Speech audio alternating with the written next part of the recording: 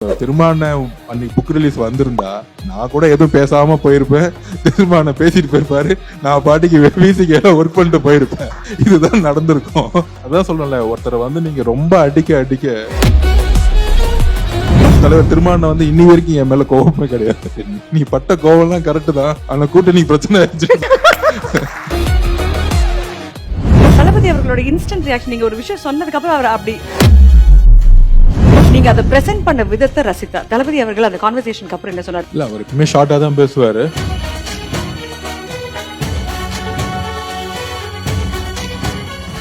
நான் அவர்கிட்டே சொன்னேன், மூவி எல்லாம் பார்த்தது இல்ல, ஃபுல்லா அவங்களோட ஃபேன்ஸ் கிளப் வந்து கேட்டாங்க என்ன சொல்றது. அப்படியா? What bro, it's very wrong bro. Sir, தளபதியோட ஒரு படம் சொல்லுங்க.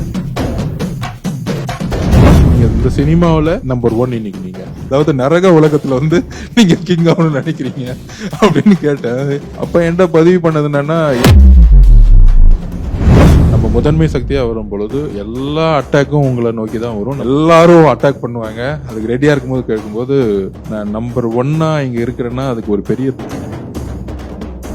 2026 எப்படி சார் இருக்கு? களம் வந்து 21 மாதிரி யாருக்குமே ஃபேவரா இருக்காது. ஜூனுக்கு அப்புறம் பாருங்க களம் வந்து எப்படி மாறுதுன்னு.